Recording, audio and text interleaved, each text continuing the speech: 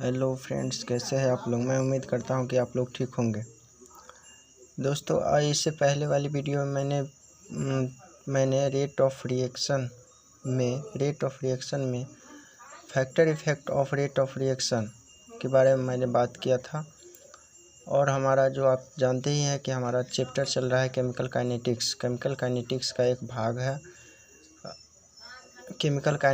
एक भाग है रेट ऑफ रिएक्शन में factor effect of rate of reaction, यानी प्रतिक्रिया की दर को प्रभावित करने वाले कारक कौन कौन से हैं। तो इससे पहले वाली वीडियो में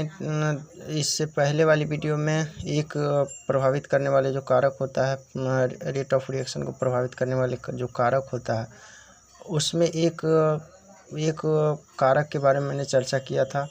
वो था कंसंट्रेशन ऑफ रिएक्टेंट। आज की इस वीडियो में अगला कारक जो होता है प्रभावित करने वाला, रेट ऑफ रिएक्शन को प्रभावित करने वाला कारक, वो होता है नेचर ऑफ रिएक्टेंट। आज इसके बारे में हम बात करते हैं। चलिए, वीडियो शुरू करने से पहले मैं एक बात आपको बता देना चाहता हूं कि यदि आपने अभी तक हमारे इस चैनल स्टडी चैनल को अभी तक सब्सक्राइब नहीं किया है तो अभी सब्सक्राइब कर ले, ताकि मैं जो भी नई वीडियो अपलोड करूं वो सबसे पहले आप तक पहुंच जाए। चलिए वीडियो शुरू करते हैं। नेचर ऑफ रिएक्टेंट हमारा दूसरा कारक है, नेचर ऑफ रिएक्टेंट। देखिए यहाँ पे some reactant is more reactivity nature. Some reactant is more reactivity nature and his rate of reaction is high, whereas some reactant is less reactivity nature and due to rate of reaction is less and due to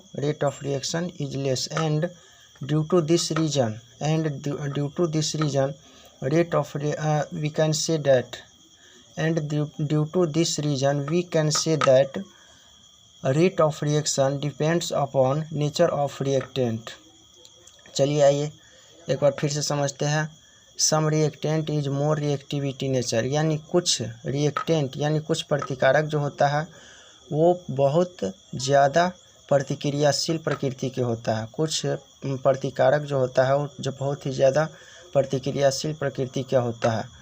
and his rate of reaction is high, यानी उसका जो होता है rate of reaction वो high होता है, यानी मोर अधिक प्रतिक्रियाशील प्रकृति का जो होता है, जिसके कारण उसका रेट ऑफ रिएक्शन हाई होता है, बहुत अधिक होता है।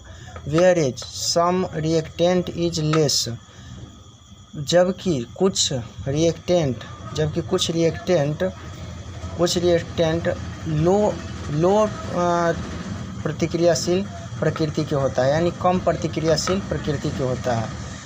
And due to rate of reaction is less, जिसके कारण रेट ऑफ रिएक्शन भी कम होता है, यानी कम प्रतिक्रियाशील प्रकृति का कुछ रिएक्टेंट होता है जिसके कारण उसका रेट ऑफ रिएक्शन कम होता है। And due to this reason, और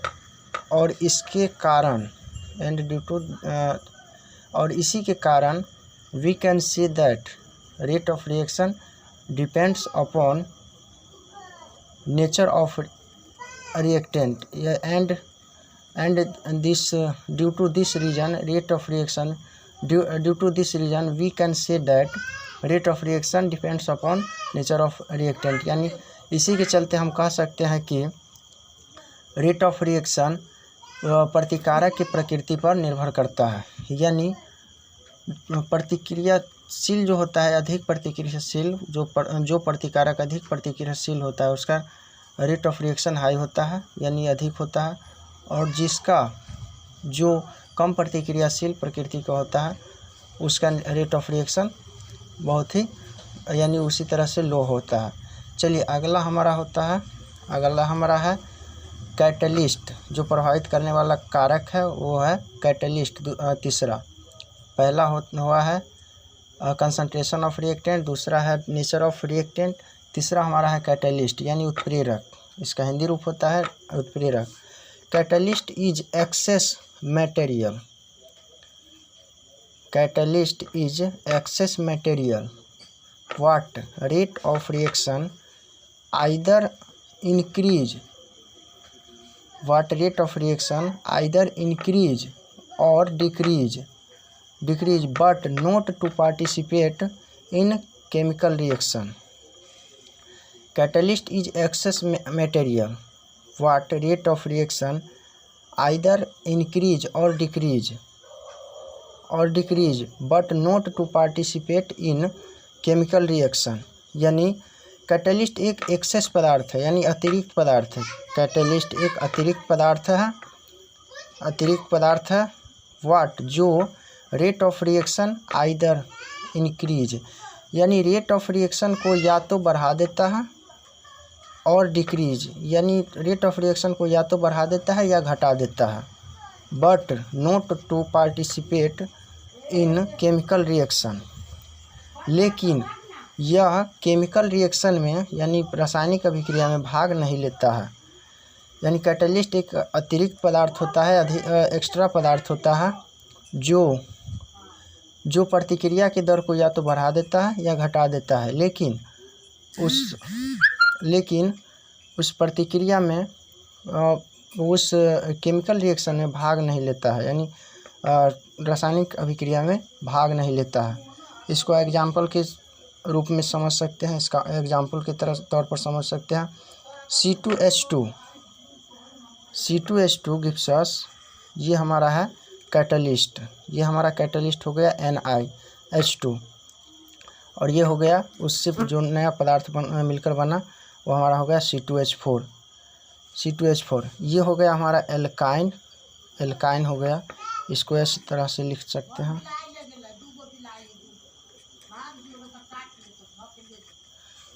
और ये अभिक्रिया करके आपस में अभिक्रिया करके कैटलिस्ट की वजह से ये हो गया हमारा एल्कीन, इसको इस तरह से लिख सकते हैं।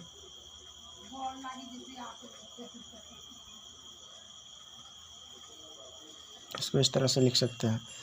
चलिए एक इस पर एक नोट देख लीजिए। Note that catalyst what increase rate of reaction is called positive catalyst, and that catalyst what decrease rate of reaction is called negative catalyst।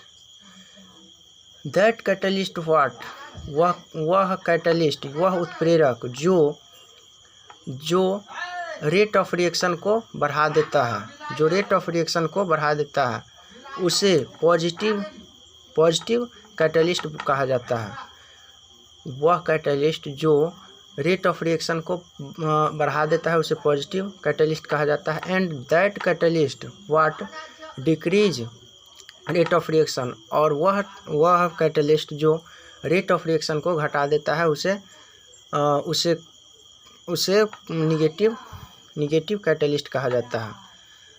मैं उम्मीद करता हूं कि यहाँ तक आपको समझ में आ गया होगा। यदि समझ में आया होगा ये वीडियो तो लाइक कीजिए, कमेंट कीजिए और अपने दोस्तों को उस दोस्तों तक शेयर कीजिए जो पढ़ने की इच्छुक हो, जिसको कुछ समझ में नहीं आ रहा है उन तक ये वीडियो आप पहुंचाने की कोशिश कीजिएगा। आज के लिए इतना ही। Thank you. बने रहिए अगली वीडियो तक।